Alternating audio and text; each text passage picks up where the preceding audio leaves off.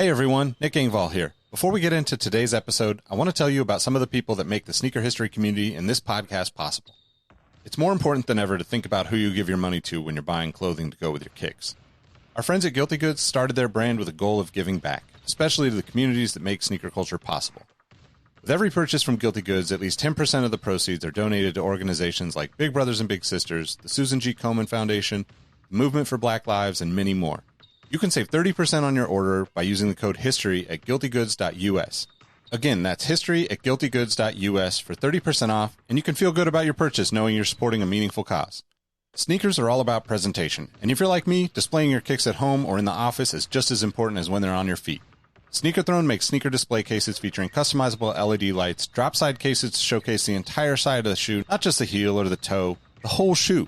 They've also got display cases for trading card collectors and hat collectors. To me, it's the perfect way to display your collection. You can save at least 10% on your Sneaker Throne order by using the code HISTORY at sneakerthrone.com. That's history at sneakerthrone.com. If you're a Patreon supporter or a member of our Discord community, you already know about Kicks with V hot sauce and his small batch, locally sourced hot sauce. V has been one of the biggest supporters of sneaker history and the podcast since the early days. He's currently the defending champion in our community trivia nights competition. Kicks with V hot sauce has been a huge hit with the community. You can save 10% on your order by using the code SneakerHistory10 at kickswithvhots.com. That's SneakerHistory10 at kickswithvhots.com. Now, you're probably here because you like sneakers, and if you join the Discord, you know our community is about so much more than that.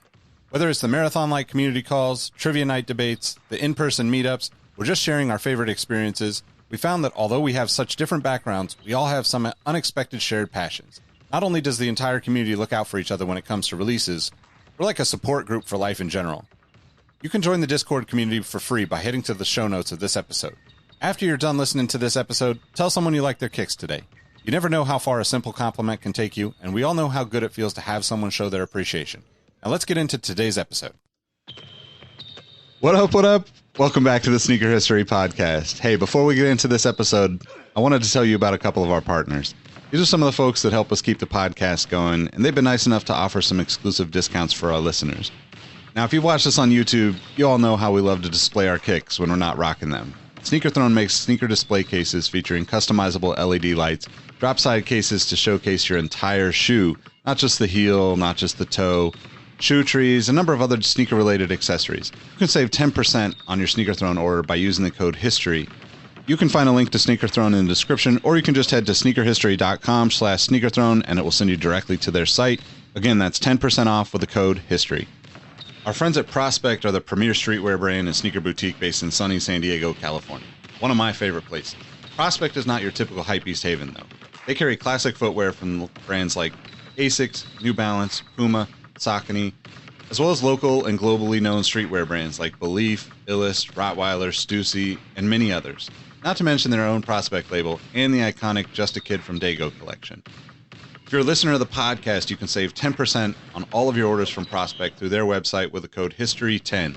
That's promo code HISTORY10 at PRSPCTSD.com. If you or someone you know is interested in sponsoring the podcast or becoming a partner with our community, get in touch with us. You can reach us by email at podcast@sneakerhistory.com, and we'll get back to you with information about how we can partner. And now for today's episode.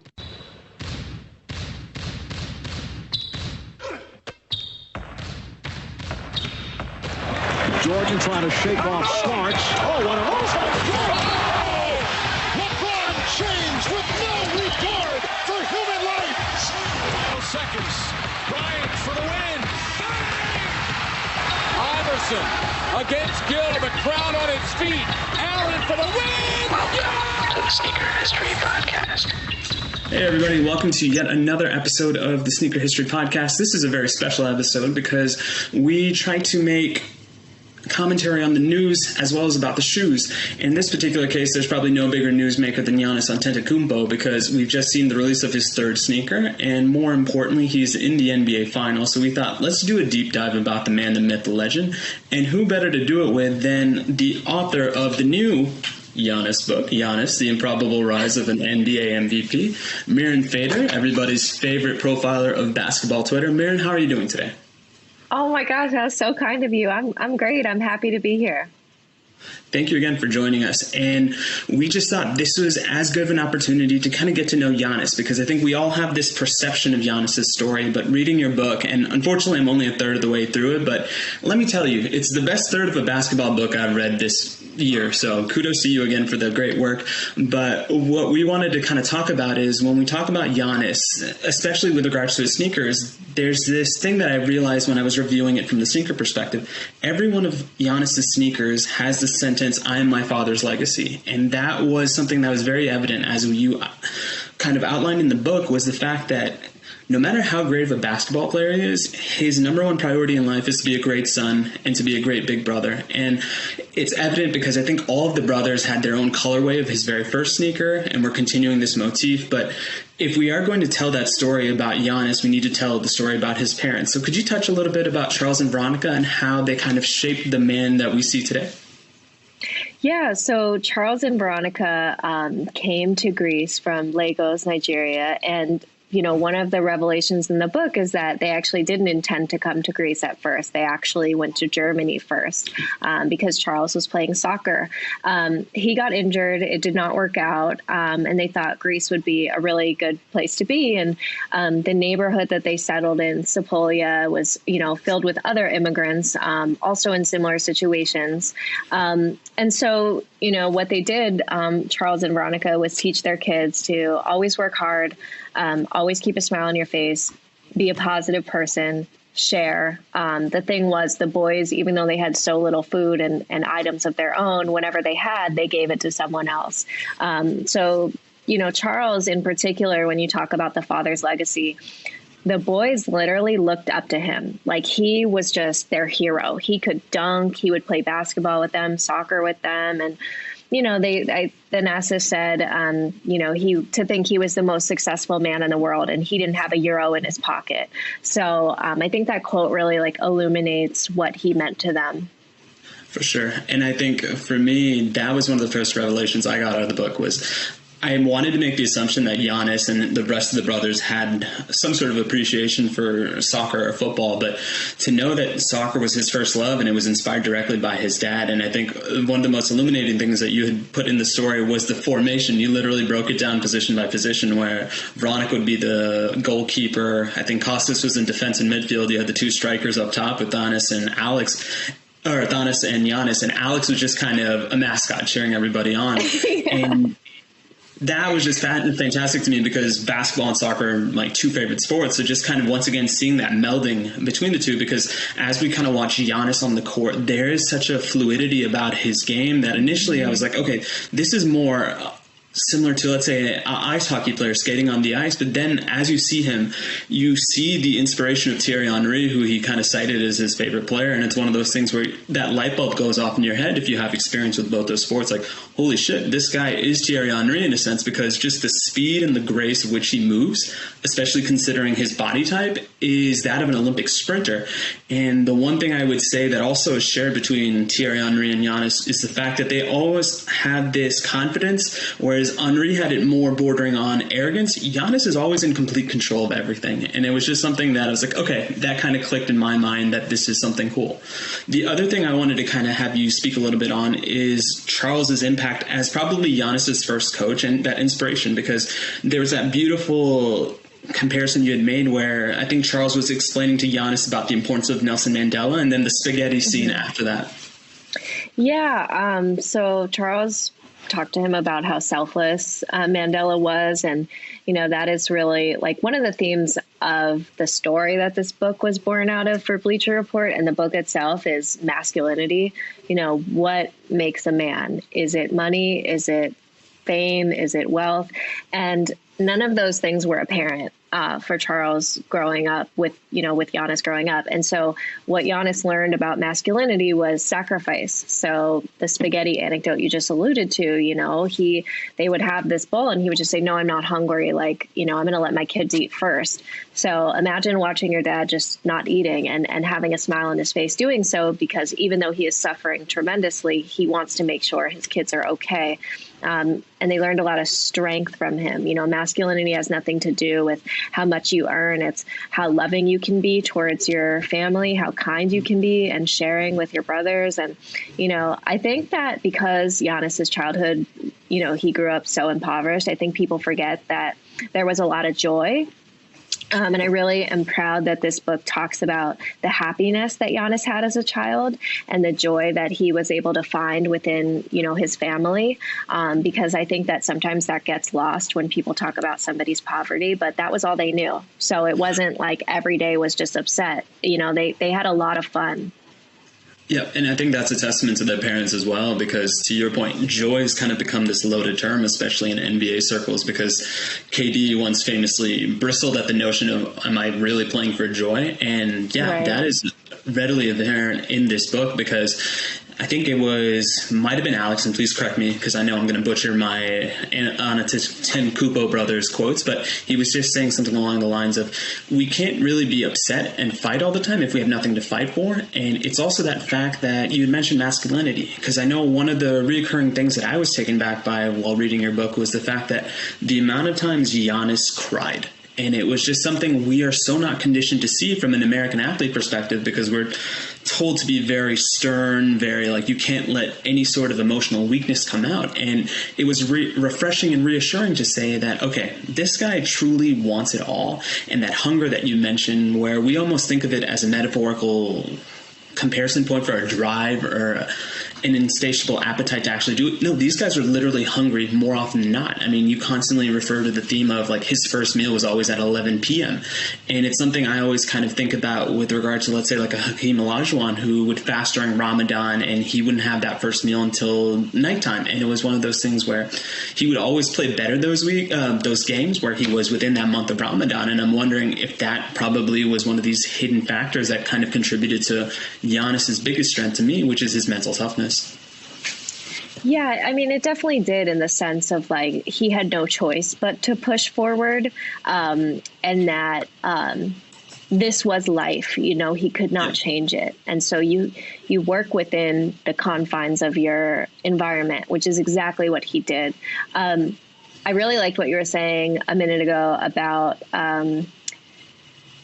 the vulnerability of crying, because that was actually one of the most interesting parts that I found in my reporting. And coming to America for him, and, you know, him crying visibly on the bench with Milwaukee, and the strength coach, Robert Hackett, telling me that he had to tell Giannis, like, you can't do that.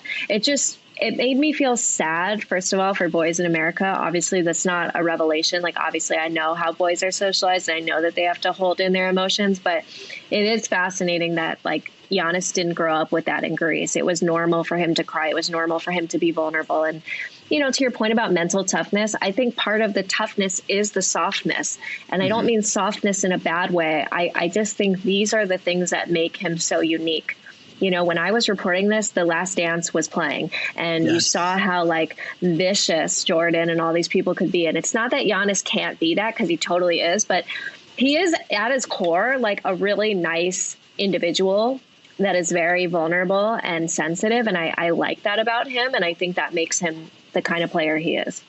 Oh, absolutely. And I mean this in the most endearing way possible. I think as much as he gets that mental drive and that athletic competitiveness from his dad, his mom has probably the biggest heart of the entire family. And the thing I kind of was very refreshing to see in the sense was she, like a lot of moms, she has so much of a workload and she never gets tired. And that's kind of like the gift and the curse of being a mom, is like there's always something there and there's always something to do. But if you see your son smile, or if you have your little one singing to you, it can give you that extra oomph that you need to go yet another marathon's worth of cooking, cleaning, or whatever odd job they could find. Because that was the other thing that I felt contributed a lot to that nomadic lifestyle, is just the fact that it was so tough for both of them to secure work, considering what the political situation was for immigrants in Greece. But for me, Veronica kind of comes into the heart of the family. And this is something I guess I was going to allude to later on, but if I had to ask you who's the heart of the family, is it Veronica or is it Alex Antetokounmpo? Because I know when you wrote the profile, you'd kind of called out that Alex is this gritty, scrappy player. He's going to foul. He's going to be nasty. He's going to bite people. Like,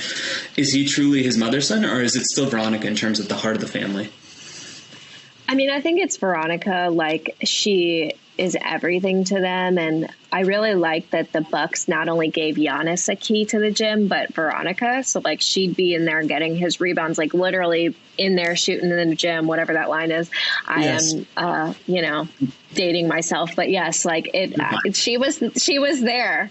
And she was always there. And I think she's also just a really lovely person. I talked with her for like an hour when I was in Milwaukee, and just sitting across, the sofa from her, you can tell she doesn't really like to talk to people she doesn't know or strangers, because she had to be protective her whole life. But there is a softness and a kindness. And she was actually the one who brought Giannis over that day that I was there and was like, can you talk with her?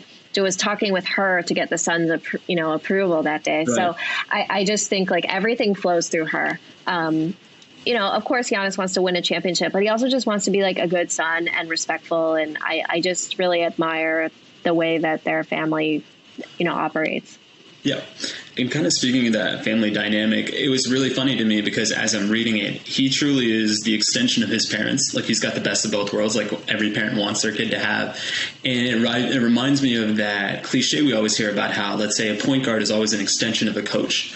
And to me, he has her sweetness, he has her vulnerability, but then he also has his dad's desire to maximize his effort. So it was really nice to kind of see that amalgamation of the two as he kind of becomes the leader of the brothers, because we always kind of assume that the older brother takes charge. And in a sense, Thanasis did that with Giannis. But as Thanasis gets older and he gets his own friends, you kind of see Giannis becoming the de facto big brother, and he becomes a third parent. And I also attribute that to a line that you were using to kind of compare and contrast both Thanasis and Giannis, is the fact that Thanasis is a little bit more on instinct, he's a little bit more gregarious, whereas Giannis is more of an introvert, and he's kind of a little bit more methodical with how he's moving. And I was reading this to my brother because he's also as big of a basketball nerd as I am, and he goes, she's basically kind of outlining Giannis as the Michael Corleone of the family, whereas Thanasis is kind of Sonny. And is that an apt comparison? Because it does seem that Giannis at all times knows where his brothers are, and he wants them to kind of maintain that legacy. Yeah, it is accurate. And, I didn't realize before I did this how present he was, right? Like, I see that they're close. I see that family means a lot. But, he's coaching the practices of Alex. He's like, you can't get... Yeah, like you can't. He called him out in that fall league thing, and you can't get some American older brothers to be that present in their baby brothers' lives. And this is a person that does not have much free time. He's a global icon, and so.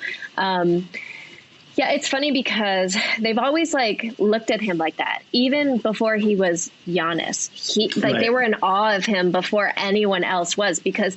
As people will see in the book, Giannis was literally not a top prospect. He was not somebody that people were like, oh my God, that guy's going to the NBA. But his brothers always viewed him with such reverence. It's ever since the beginning, Yeah. And it's funny you mentioned that, because I think you had probably as poignant of quotes as I've seen in the beginning of the book as a precursor.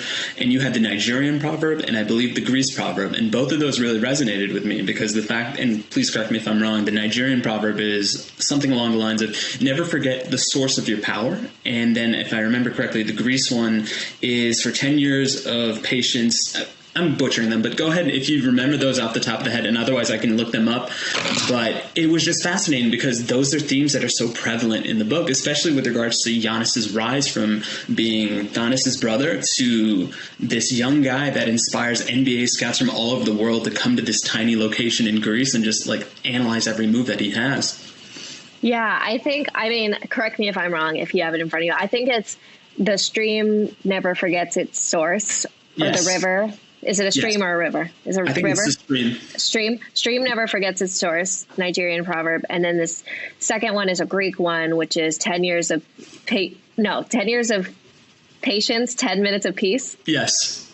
Okay. You know what? You know how many drafts I went through in this book? I feel bad now. I probably violated every interviewer's hey, well, how dare you make the... No, I just wish I remembered it word for word. But yes, I put those as an epigraph at the beginning of the book because, as you'll see when when people read it, is that the book really dives deep into these two identities, Nigerian side and Greek side, because they are both equally important. And sometimes I think only his Greek side is given importance. So I wanted to make sure that like both were in there. And then, you know, the whole, as it goes on, you see that he is uncorrupted by fame. In fact, kind of uncomfortable with fame. So never forgetting your source, never forgetting where you come from. It goes back to this idea of culture and family and community. And then the Greek one, I just thought, you know, how much patience did this guy have to have? Because he was never destined for superstardom. You know, he went through so much in just on the basketball side of things, of just trying to like develop into the player he wanted to be. So I thought they were good, just like scene setters of, you know, what his journey would be like. It was awesome. And to your point, he has to have the patience of a saint because of the fact that so much of his life is like on the move, where he's trying to move any sort of merchandise that he and his family can secure. And that was something I was going to ask you, because so much of the mythology behind Giannis is the fact that he's had to, his entire life prior to basketball, like be out and about trying to get people to buy whatever he's got in his hands. And it's weird to me because you literally have this natural born salesman because he needed to be that, but we don't see him as much in commercials. Do you think that goes back to that uncomfortableness that you sometimes think he has with fame, or is it something else? Yeah, I think like, I mean, you know, part of it is just like not wanting to be in the spotlight or the limelight and just being like so focused on basketball and just like literally just tunnel vision. I think that's part of it. And he's not somebody that like seeks out attention, like, you know, like people in the tunnel and their outfits. Like if you told Giannis he could wear his sweatsuit every day, like he literally would. And I think that's part of it. Even when he does do the rare media thing, which he really does not, only with like one person or like a 60 Minutes situation, even those people I've talked to, they can just sense it's not that he's not warm. He's very warm. He's very endearing. He's very kind, very sweet. But, you know, he just wants to be in the gym. He's really about shooting in the gym, that life. And literally. Yeah, because that represents so much to him. And it's funny you mentioned the sweatsuit comment, because as you kind of go through his rookie year, you're painting out the fact that this dude will literally wear sweatpants everywhere, and he does not want to do it. And you have various teammates trying to buy him things, and he's still kind of unsure. And I think it was Larry Sanders that had bought him the suit, and he's just like, no, I'm good. Like, I don't. And he's like, no, I literally got this for you. You have to wear this. And it's one of those things as well where so much of the book is about him giving that valuable trust to so few people, because he's worried that if he gives it to the wrong person, that's the end of his family. And he doesn't want to do that, because that's the burden of being who he is, who he represents to not only his brothers, but also his parents. So it was really interesting for me, because it came back to that narrative of he truly is a family man, and more importantly, he's a loyal friend. And I wanted to use that as a segue to kind of talk about some of the cast of characters that he encountered in Greece, in his hometown, that kind of watched out for him. And one of them was his Pakistani friend Rana. Just talk to that friendship, because I think that is so much of a friendship that a lot of the immigrant kids, me being a first generation one myself, kind of had to go through when we first moved to the States.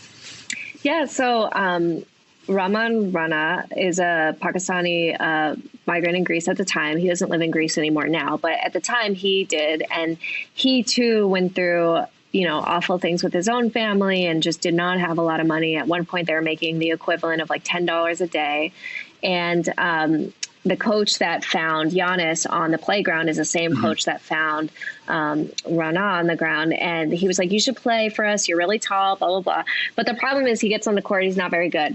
But Giannis is like starting to get good. And Giannis and then they just hate each other at first. And then they bond, unfortunately, over shared racism. And they start telling each other what others say about them, you know, because, you know, even though they live in Sepolia is a neighborhood primarily of immigrants of color, but, you know, and these teams are like all white. And so they're both trying to live in this Greek society that does not fully accept them. And they're undocumented, and they can't travel like their friends do. And they can't have the same privileges that their friends do, like opening a bank account or, you know, what have you. And so they really have this really tight bond. And I don't know, I really just loved talking with the childhood friends, because I think that nobody's ever done that. Like, I think there's only been, you know, little snippets of his life. And it's just, I don't know. I love seeing who he knew and where he came from, favorite anecdote is the priest and Rana and coming to the church. Yes. And, that's Rana is Muslim. Get into that one. Yeah. Rana is Muslim. And so he's like concerned, like, I can't go to the church. And then Giannis lies to the priest and is like, my friend is a good Christian boy. Like, he's good. He's poor too. Can he eat? And then they both get free meals. And Giannis like, see, you got to trust me, bro. So I think it's just little anecdotes like that just show like, that heartwarming personality that Milwaukee fans know. And then here's a glimpse of that from childhood. Yep, and that kindness is something that follows him wherever he ends up in the world. And it was also interesting to me because of the fact that you had mentioned Giannis like lying to the priest, and in my mind I'm like, okay, he's a very good boy, but he also knows the struggle for his guy. Yeah. And he's going to be that ultimate teammate that we also know a little bit about him to being.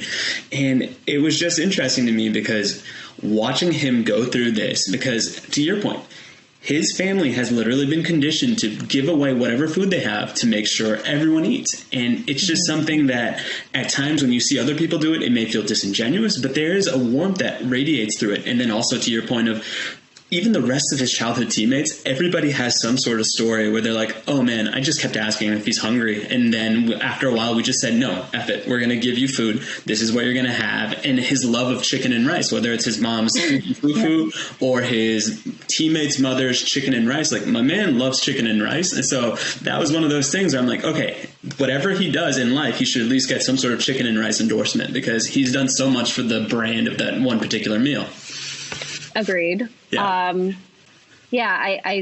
I think it's really important to highlight the people that helped him and also, in addition, the people that didn't help him. I think there's both sides to his story. It's complicated. It's, and it's not one or the other. And he's deeply grateful. Like you see him, he'll just go back to his church and just give backpacks or food. And he doesn't want to make an appearance. The reason why you don't know about it is because he doesn't.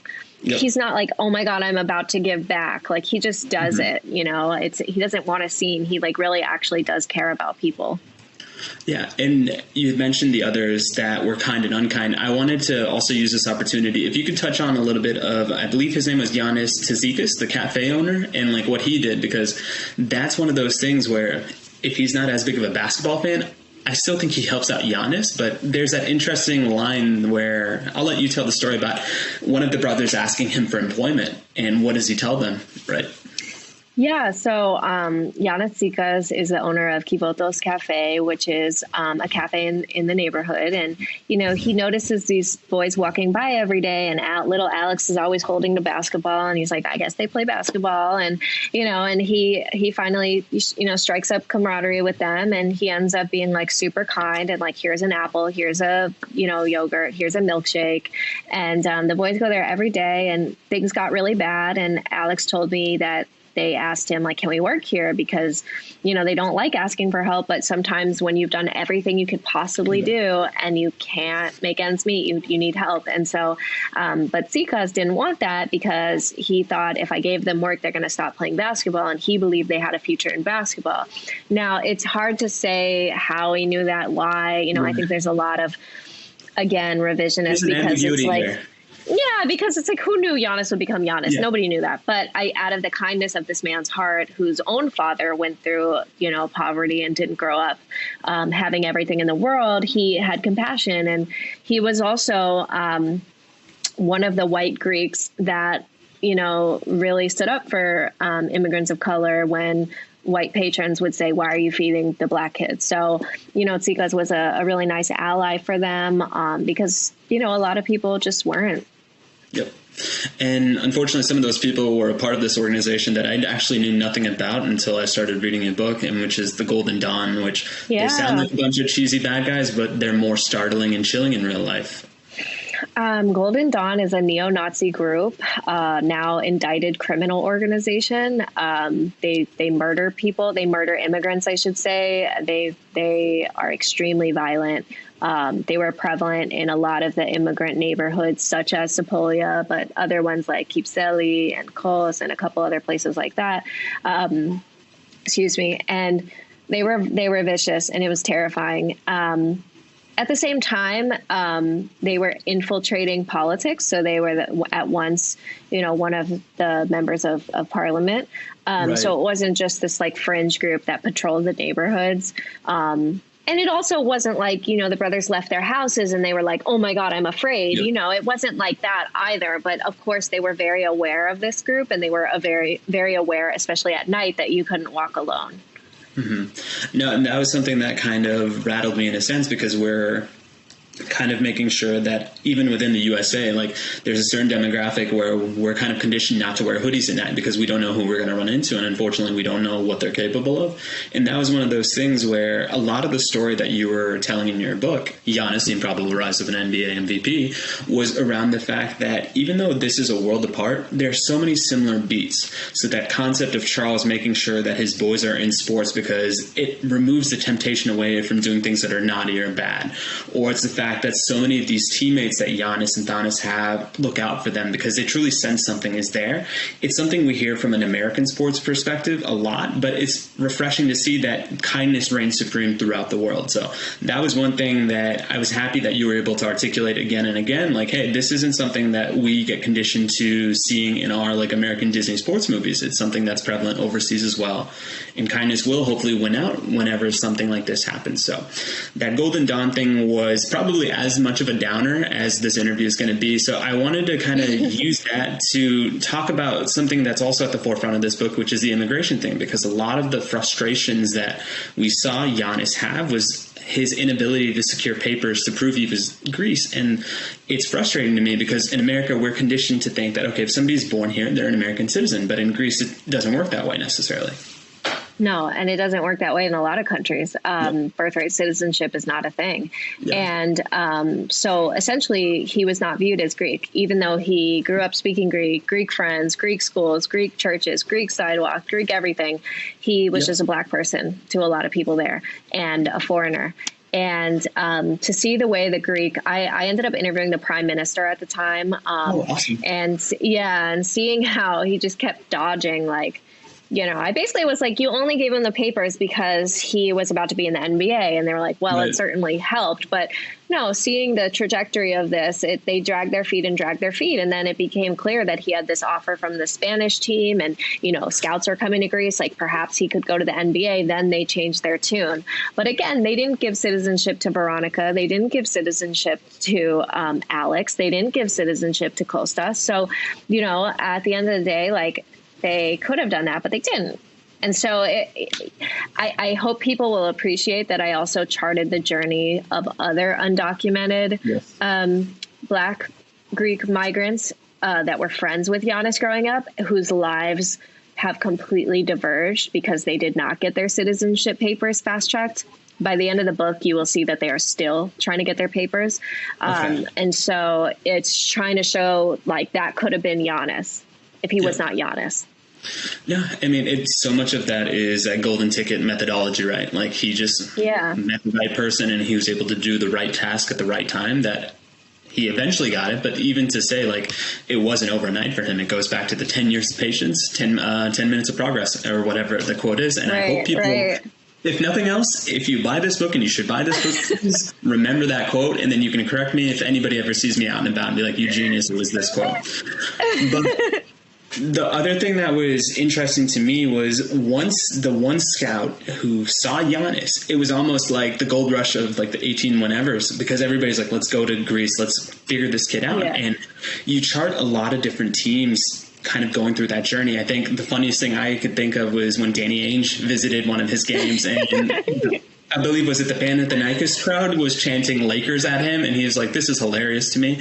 But so much of our revisionist takes, especially when it comes to the NBA draft or the NFL draft, is, oh, this great player that was drafted in the middle of the round, we knew he was good. We just didn't have the opportunity to take him. And something that I'd always thought was Milwaukee was the only one all in on this. But you had mentioned there's another team that kind of hitched their wagon, so to speak, to Giannis. Talk a little bit about Atlanta's involvement, because reading this book, I'm still surprised they somehow let him slip through their fingers. Yeah, I know. Well, one thing I hope people appreciate is there's a lot of secret meetings in foreign countries with Atlanta and Giannis's team. And so I hope people enjoy that. I won't spoil that. Yeah. Atlanta really wanted him, like really, really wanted him. And, but it's still so painful to this day that it did not happen, that it took me like months to get Danny Ferry, the GM, to talk on the record. So, it's still painful for him. But another executive who did not want to go on the record was saying that we just didn't fight hard enough, basically. Like we probably had the highest evaluation on him, but we didn't get it done because they did. They flew him out there. People did not know. It was a secret to so many, even within the organization. And just was talking with staffers that were there and remembered that. And it was so stressful because they were so afraid somebody would see that Giannis was in Atlanta. So what made all of this really troubling for everyone is that Milwaukee did not have his physical, but Atlanta did. And so the Bucks took an enormous risk drafting someone that they did not know their medical history, which is insane. So again, I hate to plug the title, but Improbable, right? Every part of it is improbable. So many things have to go right for him. And I keep wondering, oh no, this is going to be the moment where there's going to be that setback because we're so conditioned to that. And it was just, even though we're 10 years removed almost from him getting drafted, I still had that gulp in my throat. Something's going to happen. They're going to take his citizenship away. He's going to go back to Greece. And no, everything went as it was supposed to. And he gets drafted to Milwaukee. And I thought that was probably as interesting of a place for him to get drafted, considering what their club history is, because very rarely do you see a club have a transcendent player. And Milwaukee was fortunate that they had Lou Alcindor. But as you kind of have alluded to in other spaces as well, that Lou Alcindor divorce from Milwaukee was probably as messy of a divorce as something that state has encountered, especially considering how loyal that fan base is to some of the other clubs, like the Green Bay Packers. But talk about that backlash and that stigma that kind of haunted that city for the longest time, even through what was, I think, one Eastern Conference Finals run in 2001, where you had the Milwaukee Bucks with Glenn Robinson, Sam Cassell, and Ray Allen. Yeah, so I thought it was really important to ground the history of the Bucks in this book and really, started even before Kareem, just this idea that basketball could not work in Milwaukee because originally the team then left for Atlanta. And so there's always been this theme of leaving, right? The team leaves, the generational player, Kareem, leaves. That is a wound that is traumatic for decades. And then there's this looming threat that the Bucks will leave for the next several decades because they don't have a good arena. It's tiny, it's decrepit, whatever. So there's always this threat of leaving. And so, it's this place where, stars might start out, but they're going to leave us. They're not going to stay. And so I really thought it was important to show Kareem and Giannis almost as parallel images of each other. I don't mean in terms of game because they're completely different players. But I just mean in terms of what they represent to Milwaukee, which is hope. So it's been funny for me. Well, not funny, but it's been interesting, watching commercials that have old photos of Kareem in the finals now, because that was literally such a big part of the book of wow, the generational player finally stayed. You know, it's been an open wound for so long. Yeah, it's something I think you had mentioned, that generations inherit from the previous generations, which goes back to that whole theme of family legacy. And if I'm a third generation Milwaukeeite, and it's one of those things where it's if I hear my grandfather wax poetic about how great Lou Alcindor was, but then he gets but he left us for LA. So much of that feeling in middle America is I'm just trying to bide my time here until I can go to one of the two coasts and do my thing and really shine the way I know I am. And I thought it was interesting because Giannis, for so much of his life, has been uprooted so many times that in hindsight, it makes sense that he stayed, because he finally got that stability that he so often craved. And it was one of those things where, as you kind of chart his rookie year and we go through those adorable stories that you hear so much about, he finally got to be a little brother. And I thought that was really powerful because of the fact that so much of his life, especially in Greece, was being the de facto big brother, being that kind of authoritative voice that nobody questions. It's just Giannis is telling us to do this, we do this. And then you get to finally see him be spoiled in a sense, because you have random Bucks staffers kind of with him at all times. And there's that very beautiful story that you tell in the book about the video. I forgot what his last name is, or his first name. It was Geiger, but he's basically has to do his job, and Giannis is not letting him go because he just, I think, wanted that warmth of another human being that we so crave for, and he was feeling so lonely because at the time his family wasn't readily there. But one thing that was a little bit lighter was this NBA buzzword we hear a lot about. Talk to us about the floppy story, because I think that is a brilliant kind of encapsulation of some of the communication breakdown that happens that we take for granted as, I guess, native English speakers, because it's something we think of as almost like a throwaway line. But for Giannis, it was something much more than that. Yeah, I'm glad. I'm laughing because that story it's so funny, and I'm doing the audiobook and I had to narrate that, and it's like so embarrassing because I'm trying to channel my Yes.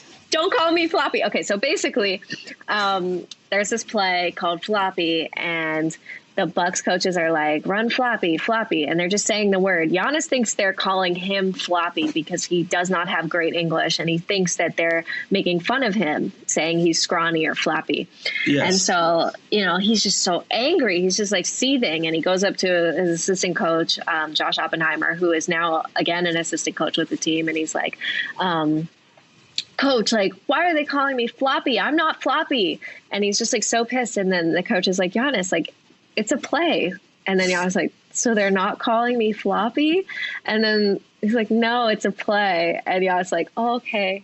And then he goes back to the line. It's just so innocent, but it's, again, like, Larry Drew told me, he's like, I would have to say things over and over because I just knew it was just going way past him. But totally love the Floppy anecdote. One of my faves. Yeah, no, it was just hilarious because you also kind of mentioned that anytime he would learn a new word, he would just say it over and over and over. Yeah. And over. Yeah. And I thought it was just like, okay, like, I get it. Like, you guys are calling me Floppy. And right.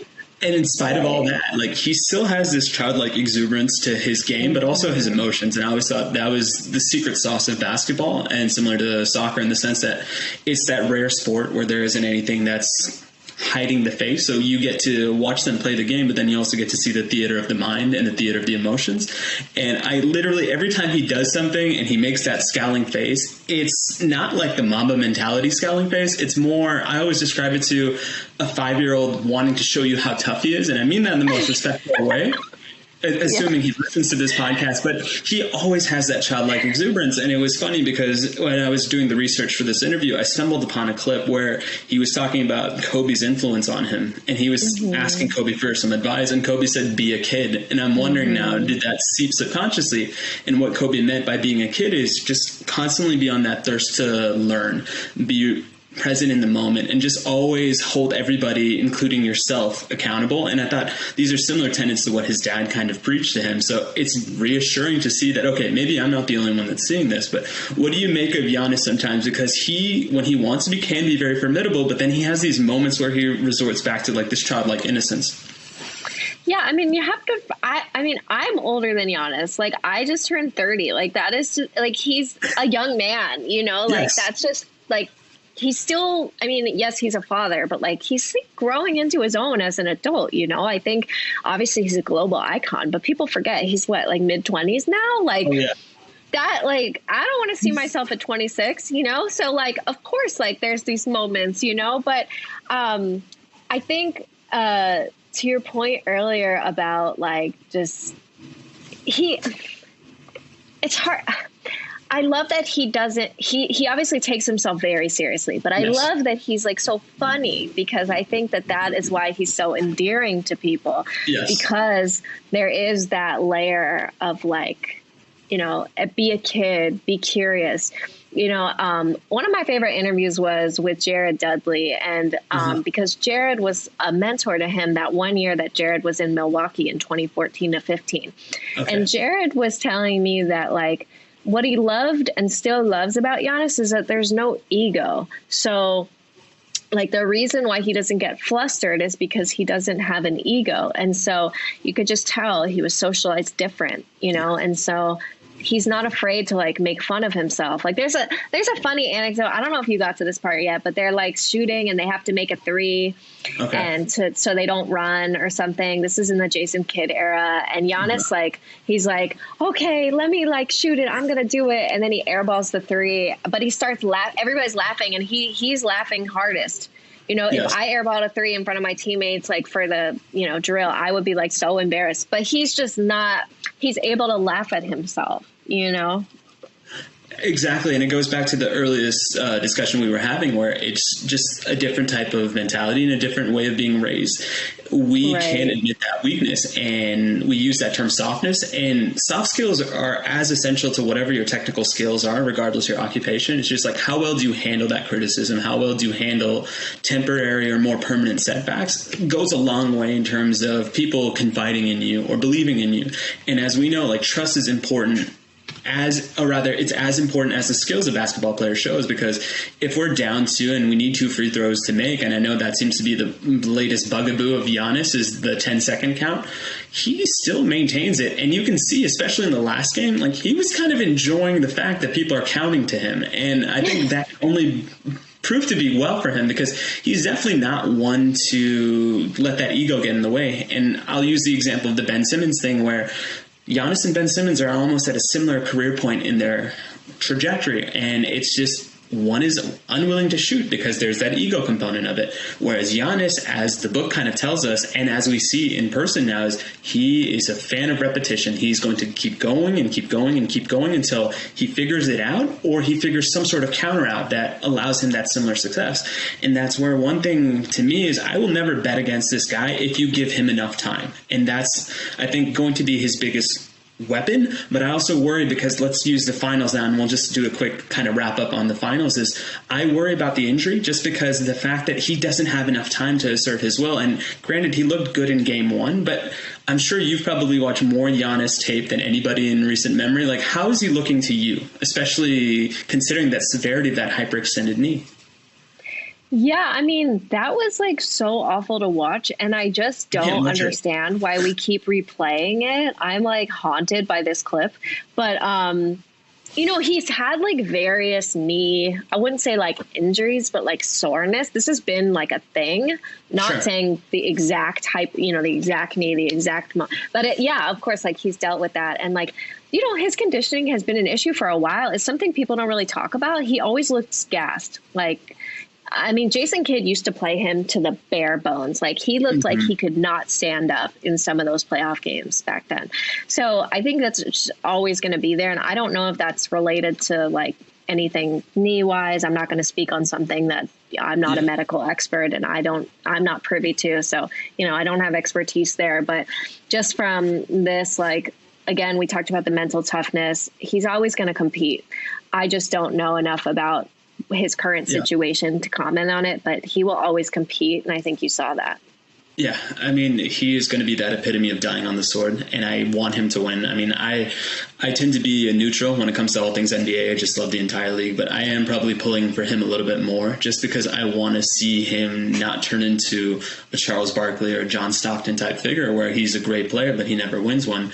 And he's had, I would say, bittersweet luck, because LeBron finally left the Eastern Conference, but then KD and Kyrie were here, but now they've been injured the last couple of years. So I'm hoping he can get the one title at the bare minimum to just validate whatever debates we have about rings mattering, because I think in the grand scheme of things, rings shouldn't matter as much as they do, but allows them just one voice in a voice of millions. And yeah, I mean, I want the happy ending to be there. So when you read the paperback edition of Giannis, the improbable rise of an MVP, you get to have that nice epilogue where he's like, you know what, Giannis finally did it. And it's one of those things where I can see him getting that championship, being satisfied in the moment, and then realizing, okay, what can I do to get Greece that gold medal? Because that Olympic history, I'm sure, is going to be weighing on him. But we're at about 45 minutes. We usually like to cut off, but I will give you the floor for the last however long you need, Mirin. What else do you want people to know about the book and Giannis as a whole? Because I think it's a great book. I'm telling all my friends right now to buy it, so I'm hoping to give you a quasi-Oprah bump. But please, the floor is yours. Oh, man. Well, first, I would just like to say thank you for that, and for spreading the word and being so kind. Like, it really means so much to me. I hope that people appreciate that I wrote this in a pandemic, and it's been a hard year, and I worked so hard, and I did not get book leave like most authors. And I only had 1 year to do it. Most authors get 2 years, I worked really, really hard. And in a day and age where long form reporting is not valued, I hope that you see the value in taking time to like really dig into a subject. And, you know, what I hope you come away with is that sometimes even superstars who are as big as Giannis, there are aspects about them that are very humanizing and universal. And I think that even if you know nothing about basketball, there's something in here that you can relate to.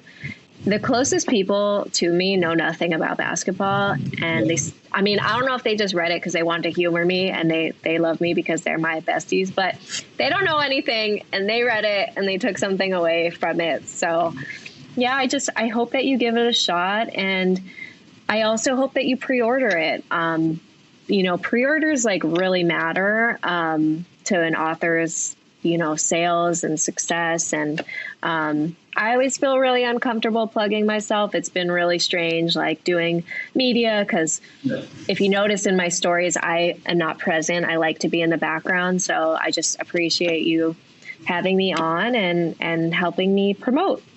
Of course. No, I mean, to your point, long-form journalism is essential when you get to the humanity of people. And I think so much of what a lot of us enjoy about your writing is empathy and vulnerability are not some things we usually attribute with sports profiles, but you do as great of a job of championing that and showcasing that these are not flaws. They are just characteristics of humans, and we need to celebrate those. So thank you for that. Thank you.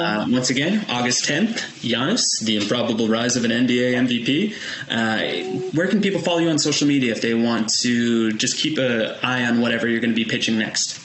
Yeah, I'm on Twitter. It's just my first and last name, which is spelled Mirin Fader. And I have all my work on my website, which is just firstandlastname.com. So, yeah, thank you for supporting me. And that would be awesome. Of course. Thank you. All right, everybody. We've taken enough of your time. We'll see you in the next episode. Hope all is well. And thank you.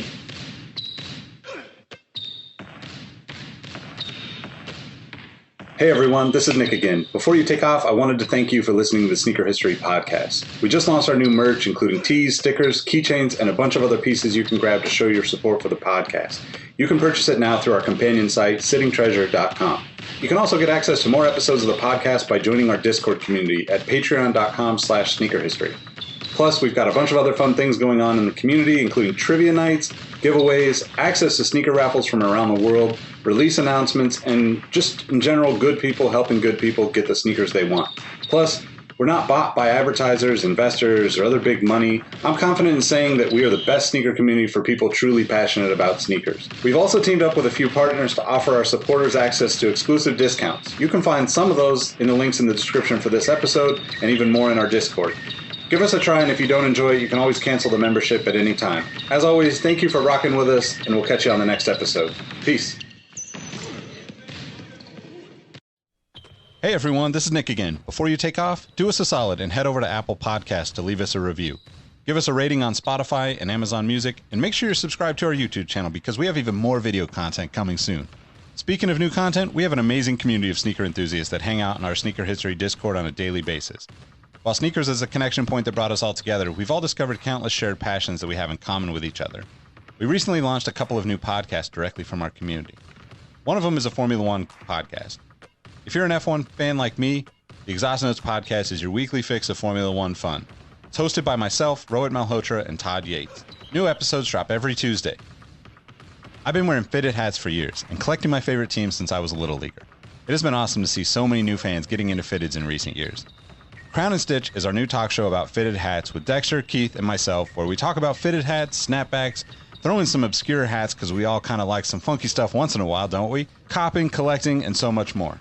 New episodes drop every Wednesday. Hit the links in the show notes for this episode to give our new shows a listen, and be on the lookout for more new podcasts dropping soon. Last but not least, tell someone you like their kicks today.